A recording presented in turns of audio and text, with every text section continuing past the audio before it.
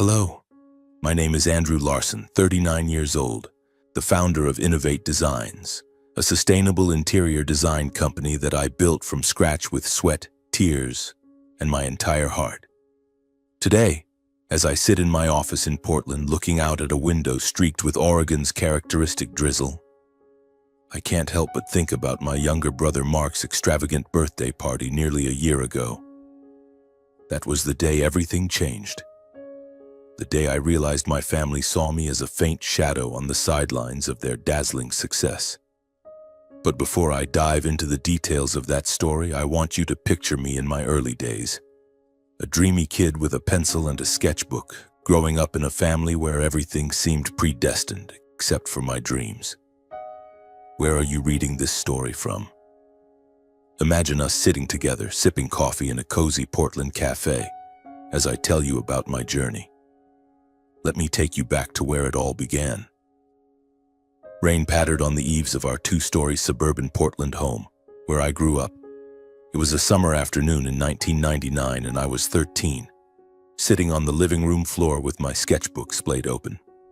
I was drawing a chair, not an ordinary one, but something like a spaceship, with sleek curves and legs that flowed like ocean waves. Mark, my 10-year-old brother, burst in, his face flushed from playing basketball in the driveway. "Andrew, come play with me," he panted. I grinned, closed my sketchbook, and ran after him.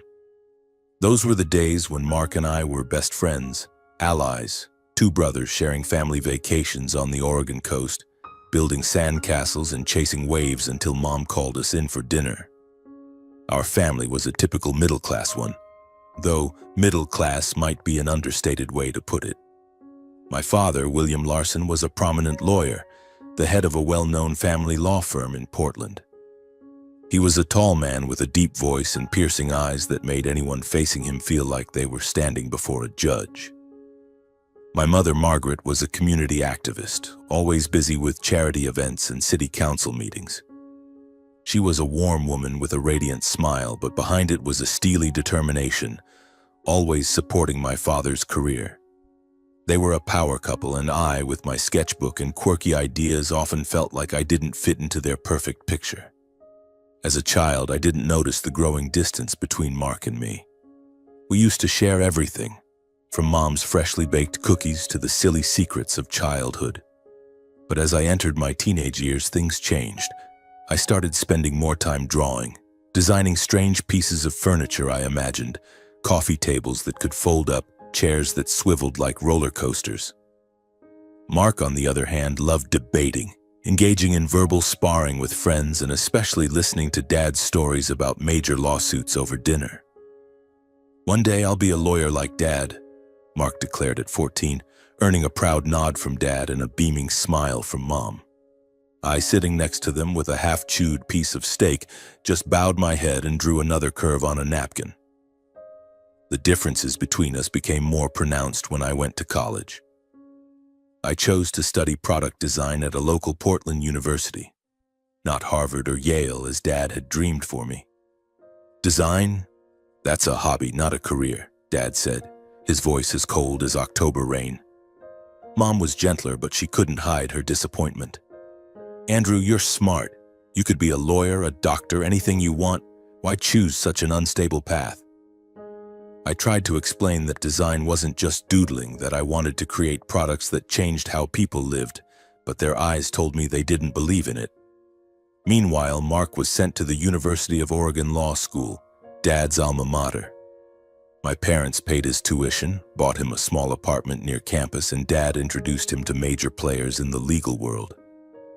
"Mark has potential," Dad said at a family dinner just after I'd shared news of a design project I'd won an award for at school. "He'll take over the law firm one day." I swallowed hard, feeling like the mashed potatoes in my mouth had turned to sand. This favoritism didn't stop at words. When I graduated, I moved to Seattle, working for a small design firm with a salary barely enough to cover rent for a rundown one-bedroom apartment. I worked 70, sometimes 80 hours a week, sketching designs until my eyes burned, only to hear clients complain that a table was too modern or impractical. Meanwhile, Mark was supported by our parents to buy a house in suburban Portland, complete with a brand new car. Mark needs those things to build a professional image, Mom explained when I asked. I didn't argue, but my heart felt heavy.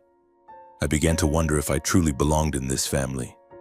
At 30, I decided to do something my parents called crazy. I founded Innovate Designs, a company focused on sustainable furniture, using recycled materials to create products that were both beautiful and eco-friendly. I took out a hefty bank loan, rented a small office in Portland's industrial district, and worked like a madman. In the early months, I slept on the office sofa to save money, eating instant noodles and drinking cold coffee. I called my parents, hoping for support, even just a word of encouragement. But Dad only said, "If you fail, don't expect us to bail you out." Mom stayed silent, asking a few perfunctory questions before pivoting to talk about Mark winning a lawsuit. I hung up, feeling like the world had turned its back on me. But Innovate Designs didn't fail. After 2 years of struggle, I developed a unique line of recycled furniture. Tables made from reclaimed wood, chairs upholstered with recycled plastic fabric, lamps crafted from discarded glass bottles.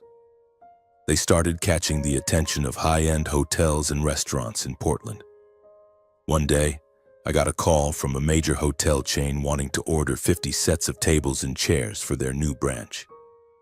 I nearly shouted in the office, startling my employees. It was the moment I knew I'd done something big. I called Mom, excitedly telling her about the contract. "That's nice, Andrew," she said flatly. "But did you hear Mark just got promoted at Dad's firm?" I hung up, the smile fading from my face.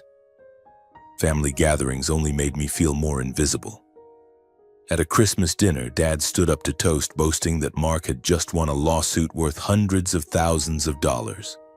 The table erupted in applause. Mom beamed with pride, and Mark smirked with self-assurance. I sat at the end of the table, wanting to share that Innovate Designs had just signed a deal with a national hotel chain. But when I opened my mouth, Dad had already moved on to ask Mark about plans to expand the law firm. I fell silent, poking at my plate, feeling like a guest in my own family. Mark, meanwhile, lived a life anyone would envy. He drove a Porsche, lived in a luxurious house in the West Hills, and was introduced by our parents as the heir to the Larson family. Every achievement of Mark's, no matter how small, was magnified in their eyes. "Mark just landed a major client," Dad announced at a family party, as if I wasn't sitting right there with the Innovative Entrepreneur Award I'd just received from Portland's Business Association. I began to wonder, would I ever be good enough in their eyes? This favoritism quietly ate away at me, but I kept trying. I loved my family, even if that love sometimes felt like an unhealed wound. I still showed up to gatherings, sent birthday gifts, and hoped that one day my parents would look at me and say, "Andrew, we're proud of you." But that day never came. And then Mark's 35th birthday party arrived, like a storm ready to sweep away everything I'd tried to hold on to. The Portland rain was still pattering as I drove to the Grand Meridian Hotel, a magnificent building in the heart of downtown, where Mark had chosen to hold his 35th birthday party. I wore a gray suit, one I rarely touched, but tonight I wanted to look polished. Not because I wanted to impress anyone, but because I knew this was Mark's stage, a stage where all eyes would be on him, and I didn't want to be seen as the odd one out. In my jacket pocket, I carried a small gift, a fountain pen engraved with Mark's name, made from reclaimed wood that I had carved by hand. I'd spent a week crafting that pen, hoping it would be a gesture of reconciliation, a way to say that despite the distance between us, I was still his older brother. I arrived at the hotel later than planned. By then, the guests were already gathered in full force. I handed my invitation to the receptionist, a young woman with a professional smile. She checked the guest list and pointed to a corner of the room. "Your table's over there, Mr. Larson," she said softly without meeting my eyes. I nodded, weaving through the crowd, trying to ignore the curious glances from strangers. Inside the hotel's grand hall, crystal chandeliers sparkled like stars, their light reflecting off the marble floor. Soft jazz floated from a live band, and the scent of white roses mingled with the aroma of expensive wine. About 200 guests filled the room, a sea of people in elegant gowns and tailored suits.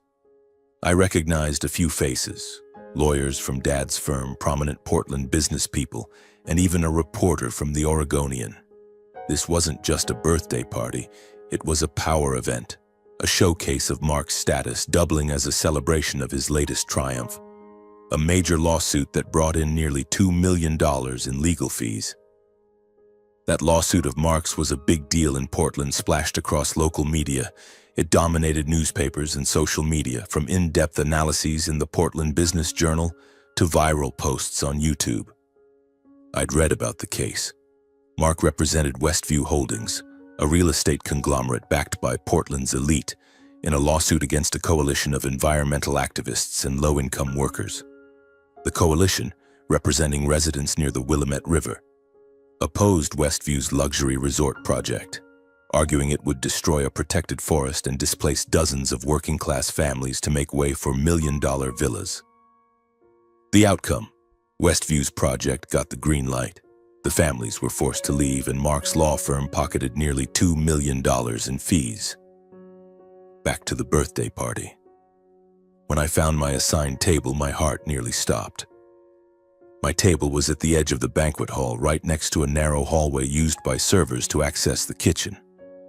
A large trash bin stood a few steps away, the faint smell of leftover food lingering in the air.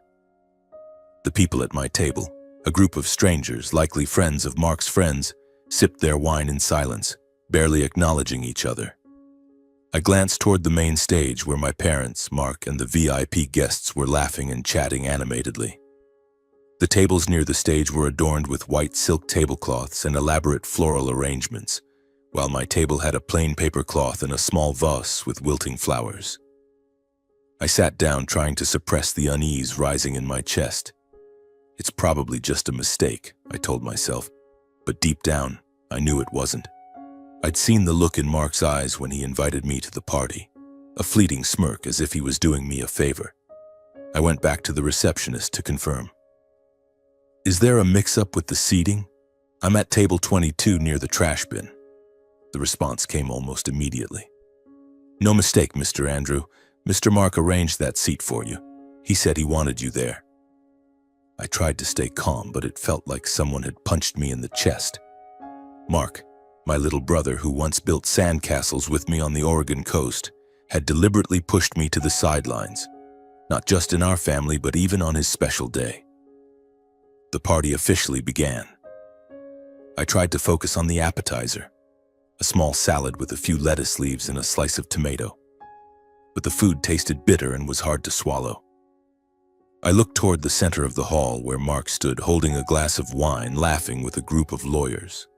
He looked like a star, a tailored black suit, neatly styled hair, and the confident smile I'd seen in law magazine photos. Dad stood beside him, patting his shoulder, while Mom kept introducing him to important guests.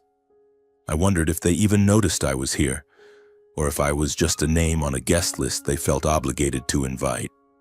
As the party moved to the speeches, Dad took the stage, holding the microphone with the ease of someone used to addressing crowds. "Today is a special day," he began, his deep voice resonating through the room. "We're not only celebrating Mark's 35th birthday, but also his greatest career achievement, a multi-million-dollar lawsuit, a victory any lawyer would dream of." The room erupted in applause, with a few people even whistling. Mark bowed his head, feigning humility, but I knew he was soaking up every second. Dad went on, recounting Mark's journey from his law school days to becoming the heir to the family law firm. Not once did he mention me, Innovate Designs, or the Innovative Entrepreneur Award I'd received just months earlier. I clenched my fists under the table, feeling like I was being erased from the family story. Then it was Mark's turn to speak. He stepped onto the stage, his smile radiant, and began thanking our parents, friends, and colleagues. I waited, hoping for even a single mention of me. Something like, "My brother Andrew is here and I'm proud of what he does." But nothing. Mark talked about the lawsuit, the late nights preparing case files, and how he was redefining the legal industry in Portland. When he finished, the room stood to applaud while I sat there feeling like a ghost. I didn't intend to make a scene, really. I just wanted to leave, go home, and forget this night ever happened. But as I stood to grab my coat, a man at my table, a stranger with a silver beard and curious eyes, asked, "You're Andrew Larson, aren't you? The one making those recycled furniture pieces?" I nodded, slightly surprised. "I saw an article about you in the Portland Business Journal. Your company's doing great work." His words were like a small spark in the darkness, but they also ignited a fire inside me. If a stranger could recognize my worth, why couldn't my own family? I walked toward Mark, who was now standing near the bar, chatting with a group of guests. My heart pounded, but I couldn't stop myself. "Mark," I called loud enough for those around us to turn and look. He spun around, his smile faltering when he saw me. I was seated at a table by the trash bin. "Was that your idea?" I asked bluntly, cutting to the chase. The crowd around us fell silent, a few people pausing their conversations to eavesdrop. Mark smirked, that familiar smirk I knew all too well, half arrogant, half mocking. "You should be grateful you were even invited," he said coolly. "Not everyone gets a seat at events like this, especially someone who just makes recycled wood trinkets." A few people nearby chuckled, as if I were a punchline. Mark didn't stop. "How much does your company make? A few tens of thousands? My deal was worth 10 times Innovate Design's revenue. You should learn to know your place." His words cut like a knife. I stood there, feeling the entire room's eyes on me, waiting to see if I'd crumble or run. But then something inside me snapped. Not anger, but clarity. I'd spent my whole life trying to be recognized, to prove I was worthy. But now, standing in front of my brother and this crowd, I knew I couldn't stay silent anymore. I didn't need to yell or make a spectacle. I just needed to speak the truth. I looked Mark straight in the eyes, my voice calm but sharp as a blade. "My place? My place is the guy who built a company from nothing, without mom and dad's help, without a gifted house or car. Innovate Designs isn't just recycled wood trinkets, Mark. It's my dream, something that's changing how people see sustainable design. And you? You think money and fame make you better than me? You're wrong." The banquet hall went quiet, save for the faint jazz from the live band and a few whispers from nearby guests. Mark stood frozen, the smug smile on his face gone, replaced by an awkward expression. I thought he'd fire back, continue mocking me as he always did. But before he could speak, I heard Dad's voice, deep and commanding, from behind me. "Andrew, that's enough." Dad strode forward, his black suit immaculate, his eyes cold as if he were in a courtroom. Mom was right beside him, her lips pressed tightly, her deep green evening gown shimmering under the chandeliers. The crowd parted, making way for them as if the entire room knew the Larson family was about to face an internal showdown. I turned to face them, my chest still heavy, but I didn't back down. "What are you doing, Andrew?" Dad asked, his voice low but forceful, like I was a defendant on trial. "This is your brother's birthday, a day to celebrate his success. Why are you ruining it by causing a scene like this?" I felt like the floor beneath me was shaking. Ruining it? I looked at Dad, then at Mom, hoping for a flicker of empathy in her eyes, but she just shook her head, her gaze full of disappointment. "Andrew, you should be happy for Mark," she said, her voice softer but still laced with reproach. "Your brother just achieved something huge. Don't you see everyone's here for him? Why do you have to make a fuss?" "Make a fuss?" I repeated, my voice hoarse with disbelief. "Mom, Dad, I'm just telling the truth. Mark humiliated me in front of everyone, called my work worthless, and stuck me by the trash bin. I'm not ruining anything. Mark did that when he treated me like I'm disposable in my own family." Mark, standing a few steps away, smirked as if he was about to say something, but Dad raised a hand to silence him. "Enough, Andrew," Dad said, his voice now as cold as stone. "You've always been too sensitive. Mark was just joking and you're turning it into a drama. Do you know how many important people are here? They came to celebrate your brother and you're embarrassing the entire family. I stood there, feeling my blood boil but also freeze. Embarrassing the family? I looked at Mom, hoping she'd say something to balance things out, but she just took Mark's hand, as if he were the victim in this story. "Andrew, go back to your table and behave properly," she said, her voice almost pleading. "Don't make things worse." I wanted to scream, to ask why Mark was always defended, why my efforts, the years of working to exhaustion, the nights sleeping on the office sofa, the contracts I secured with my own sweat, weren't worth a single word of recognition. But I said nothing. Not because I was afraid, but because I realized that, in their eyes, I'd always be the lesser brother, the one who didn't choose law like Dad, who didn't bring in millions like Mark. I took a deep breath, turned and walked out of the Grand Meridian Hotel. The curious stares and whispered gossip followed me. But I didn't care anymore. I just wanted to get out of there as fast as possible. When I returned to my small apartment, the lingering smell of cold coffee and sketch paper still hung in the air. I sank onto the sofa, still in my rain-soaked, crumpled suit, and opened my laptop. Mark's words replayed in my head like a broken record. Not everyone gets a seat at events like this, especially someone who just makes recycled wood trinkets. I wasn't angry at Mark for thinking I wasn't good enough. I was angry because he said it in front of everyone, because my family, Dad, Mom, and Mark, had made me feel invisible in my own story. I opened LinkedIn, where I often shared updates about Innovate Designs, and connected with the local entrepreneurial community. My fingers hovered over the keyboard and I began to write. "To my fellow Portland entrepreneurs," I started, my tone not angry but calm, like I was speaking to a friend. "Tonight I attended my brother Mark Larson's birthday party, a celebrated lawyer fresh off his victory in the Westview Holdings lawsuit. I went hoping to bridge the gap between us, but instead I was seated, literally, next to a trash bin and mocked in front of hundreds for my work.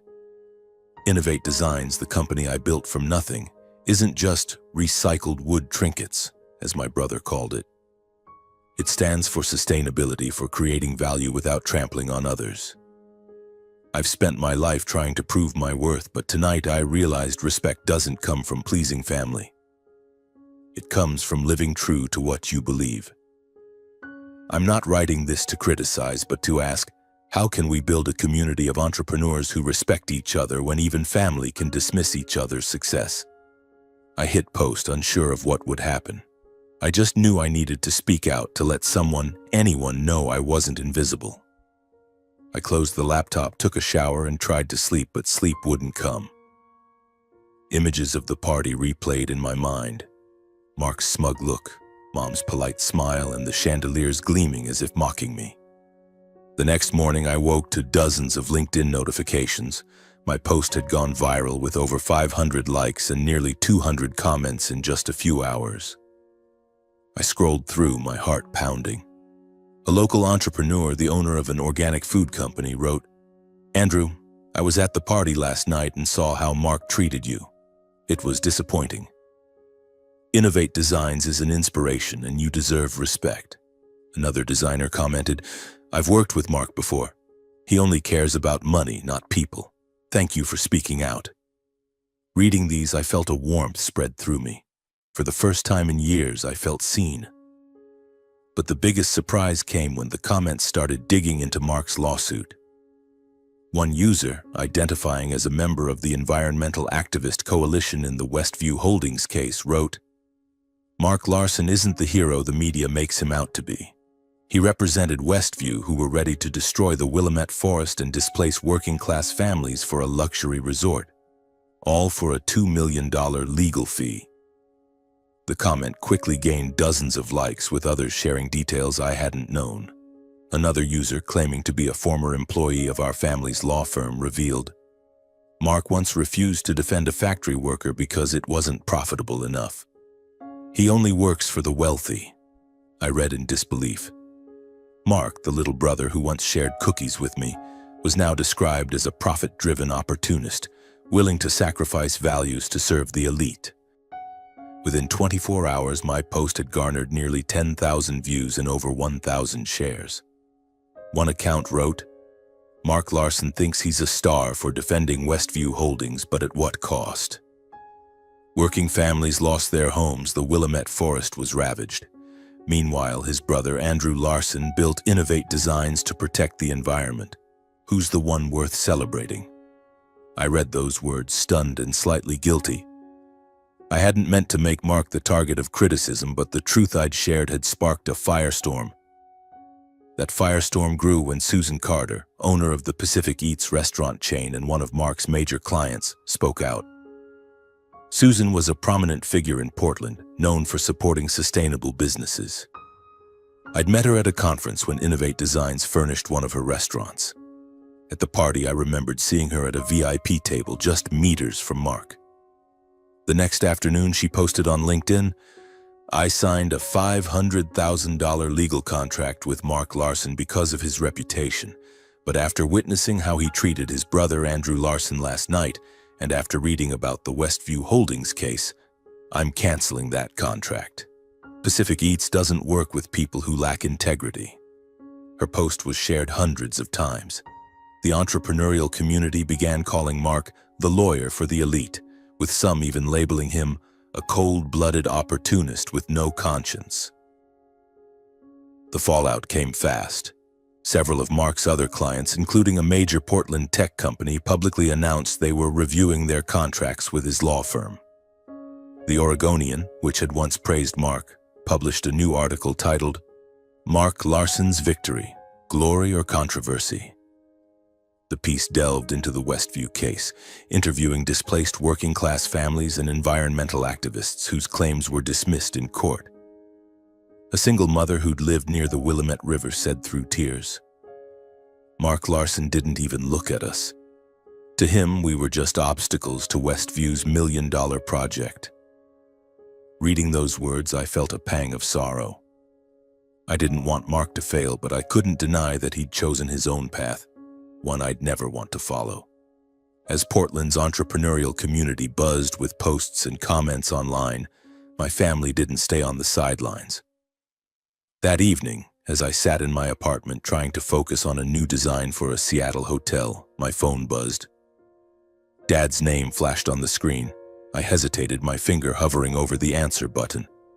Part of me wanted to ignore it, but I knew avoiding this now would only make things worse. I pressed accept. "Andrew," Dad's voice came through cold and sharp as a blade. "Do you have any idea what you've done?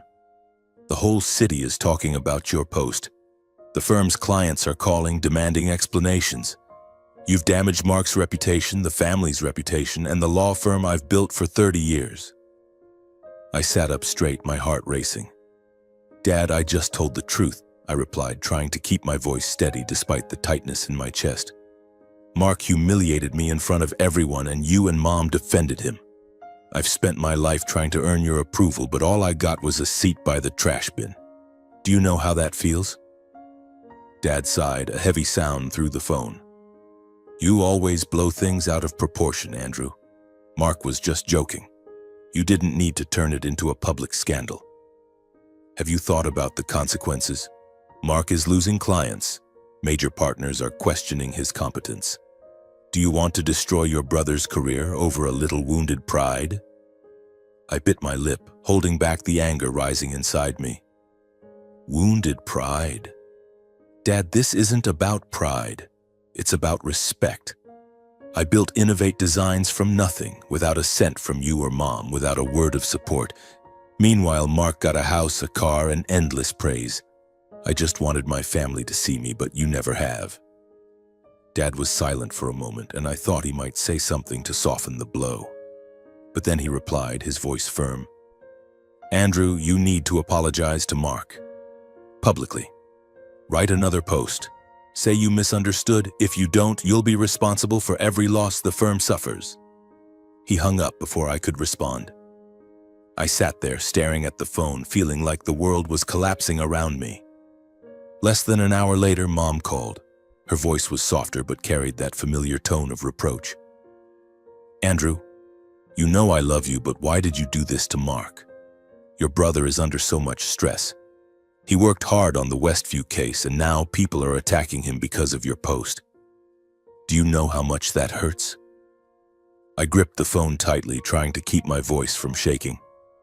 Mom, I didn't mean for things to spiral like this, but do you know what Mark did? He represented Westview Holdings, who displaced working families to build a resort for the rich. He chose money over justice. And when I spoke up about how he treated me, you and Dad blamed me. Why doesn't anyone ask Mark why he humiliated me in front of everyone? Mom sighed, a weary sound. Andrew, Mark isn't perfect, but he's your brother. Family sticks together. You can't keep being jealous of his success. Jealous. The word stabbed my heart like a needle. I wasn't jealous of Mark, I just wanted to be seen, to be acknowledged, the way my parents always did for him. Mom, I said, my voice hoarse, I'm not jealous. I'm just tired of having to prove I'm worthy. I hung up, unwilling to hear another word. Mark, meanwhile, didn't stay silent. The next morning, I saw a new LinkedIn post from his account. I'm deeply disappointed by the recent criticism aimed at me and my family's law firm, he wrote. The Westview Holdings case was a legitimate legal victory, handled with the utmost professionalism. I'm proud to have defended my client's interests, and I will continue to do so. False accusations from a few individuals cannot overshadow the truth. The post didn't mention me directly, but everyone knew who a few individuals referred to. The comments below were split. Some supported Mark, praising his fighting spirit, but many others continued the criticism, dredging up details about the Westview case. About 2 weeks later, the storm of public opinion began to settle, much like how Portland's rain eventually clears after days of dampness. But what remained wasn't peace. It was like the aftermath of a flood. Everything had changed, and there was no going back. While my LinkedIn post continued to garner hundreds of shares, the Portland entrepreneurial community started seeing me differently. No longer just Mark Larson's brother, I became Andrew Larson, the founder of Innovate Designs, the man who dared to stand up for his values even against his own family. On a Tuesday morning, as I was checking emails in the small office of Innovate Designs, a message from an unfamiliar address popped up. The sender was Rachel Miner, the sustainability director for Cascade Resorts, a high-end hotel chain with branches across the Pacific Northwest. Dear Andrew, she wrote, I read your LinkedIn post and was deeply impressed by how you stood up for respect and sustainable values. Cascade Resorts is seeking partners committed to environmental stewardship, and we'd like to discuss using Innovate Designs recycled furniture for our upcoming projects. I read the email over and over, my heart racing. Cascade Resorts wasn't a small client. They owned over 20 hotels from Seattle to San Francisco. A contract with them could elevate Innovate Designs to a new level. I replied immediately, keeping my tone professional despite wanting to shout with joy. Within a week, 3 more similar emails arrived. An organic food company in Portland wanted to collaborate on recycled packaging design. A local university invited me to speak at a sustainable entrepreneurship conference. And a venture capital fund, which had rejected me 2 years earlier, offered to invest in scaling up Innovate Designs production. We misjudged you, Andrew, the fund's representative wrote. Your story and Innovate Designs mission are exactly what we want to invest in. I sat there staring at the flood of emails, feeling like the world was opening up before me. For the first time, I wasn't chasing Mark's shadow. I was standing in my own light. The fiercely competitive Portland entrepreneurial community began to view Innovate Designs as a symbol of integrity and sustainability. At a networking event that week, I was invited to speak on stage about my journey. As I shared stories of sleeping on the office sofa, being dismissed by my family, and building Innovate Designs from nothing, the audience applauded enthusiastically. A middle-aged woman, the owner of a local food shop, approached me after the event to shake my hand. I was at Mark's birthday party, she said. I saw how he treated you. You're not just a talented designer, Andrew. You're an inspiration. Those simple, sincere words left me choked up. I'd spent my life seeking validation from my family, but now I realized this community, strangers who shared my values, had given me what my family never could. While Innovate Designs was on the rise, my father's and Mark's law firm was plunging into crisis. The fallout from my post and the wave of social media criticism didn't stop at whispers. After Susan Carter canceled her $500,000 contract with Mark, other major clients followed suit. A Portland tech company, a longtime partner of the firm, issued a statement saying they were reevaluating their relationship with my father's firm. A national retail conglomerate, in the midst of negotiating a major lawsuit with Mark, pulled out at the last minute, citing concerns about reputation. I didn't hear this from Dad or Mark, but from an old friend who worked in the legal industry. "Your dad's firm is reeling, Andrew," he said over the phone. "Mark's holding on to a few big clients, but his reputation has taken a serious hit. People are starting to call him the lawyer for the elite." The media kept digging into the Westview Holdings case. An article in Willamette Week interviewed environmental activists who described Mark as a heartless legal machine. A woman who had led the coalition opposing the Westview project said, "Mark Larson knew that resort would destroy the environment and displace working families, but he didn't care. He just wanted the money." The article quoted an internal email from Westview, in which an executive praised Mark for clearing the obstacles, a cold reference to the low-income workers and environmental activists. Reading those lines, I felt a deep sadness. Mark was once the little brother who ran after me on the Oregon coast, building sandcastles and laughing carefree. Now he was a stranger, swept up in a world of money and power where values like justice or community seemed to no longer exist. Mark tried to salvage the situation. A week after my initial post, he appeared on an online talk show, attempting to defend his reputation. "The Westview Holdings case was a fair legal victory," he said, his voice as smooth as a politician's. "I represented my client with the highest professionalism. The recent criticisms are unfair and personal." But the audience wasn't convinced. In the live comments, dozens of people questioned Mark's ethics, his refusal to take pro bono cases for low-income workers, and how he treated me at the party. One comment read, "Mark, have you apologized to your brother for humiliating him? Or do you only apologize when you lose contracts?"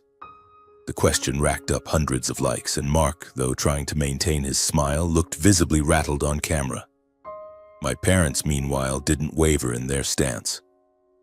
One evening, Mom showed up at my apartment, the first time she'd visited since I moved there. She stood at the door, still in her elegant wool coat, but her eyes were weary. "Andrew," she said, her voice hoarse, "you have to stop this. What you're doing is tearing the family apart. Mark is struggling, and so is your father's firm. Have you thought about us?" I invited her in and poured her a cup of tea, but the air between us was taut like a guitar string. "Mom," I said, "I don't want to destroy anything. I just want to be respected. Mark made his choices, and if those choices have consequences, that's not my fault." Mom shook her head, her hands gripping the teacup tightly. "You don't understand, Andrew. Mark needs us. Your brother is the future of this family." My heart ached as I looked at her. "What about me, Mom? Am I part of this family?" She didn't answer, just stood up, placed the teacup on the table, and left. The door closed, leaving me with a heavy silence. The teacup Mom left on the table was still there, its warmth long gone, much like the relationship between me and my family. I wasn't angry at Mom or Dad or Mark, but I was exhausted from years of trying to be seen, to be acknowledged, to be a part of the perfect picture my family always painted. And today, as I sit here looking out the window at the rain, I've started reflecting on everything that's happened. Not the new contracts, the partnership offers, or the public storm that shook Mark's life, but about what I've learned and what I want to share with anyone who's ever felt invisible. I used to think my worth depended on my family's approval. I spent decades trying to make my parents proud, to earn Mark's respect as his older brother, to prove that my path of sustainable design wasn't the frivolous hobby they called it. But at Mark's birthday party, when he humiliated me in front of hundreds, when my parents defended him and blamed me for ruining the mood, I realized something. Other people's recognition, whether from family or anyone else, doesn't define who you are. Your worth lies in you, in what you believe, in the dreams you chase, and in how you stand up after being knocked down. When I wrote that LinkedIn post sharing how Mark and my family treated me, I didn't expect the whole city to take notice. I just wanted to speak my truth, to be heard, even if only once. But what I got was more than that. A community of entrepreneurs rallied behind me, strangers who shared my values of integrity and sustainability. They reminded me that family isn't just those bound by blood, but those who walk the same path as you. Susan Carter, with her decision to cancel a $500,000 contract with Mark, didn't just stand up for me. She stood for a principle, that in business and life, respect is non-negotiable. I learned that disrespect doesn't just hurt others, it comes back to harm you.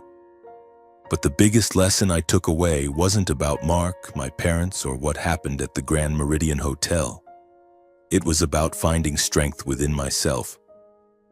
When I stood up to Mark, when I typed those words on LinkedIn, I wasn't just defending my honor. I was defending my dream. Innovate Designs isn't just a company. It's proof that you can create value without stepping on anyone, that you can change the world even if it's just with tables made from reclaimed wood. And in doing so, I found a community. Young designers, sustainable entrepreneurs, people who believe a better world is possible. So here's my advice for anyone reading this story, anyone who's ever felt invisible. Don't wait for someone to hand you validation. Don't let the indifferent glances of family, friends, or society make you doubt your worth. Stand up, even if your voice shakes, even if the world seems against you. Speak your truth, not because you want to win, but because you deserve to be heard. And find your community, those who will lift you up, not because they have to, but because they believe in what you believe. I don't know if Mark and I will ever mend our relationship. I don't know if my parents will ever look at me and say, "Andrew, we're proud of you." But I don't need those things anymore. I stand here in my small office, surrounded by sketches and dreams, and I know I'm enough. I'm Andrew Larson, the founder of Innovate Designs, the man who learned to love himself even when his family didn't. And if I can do it, so can you.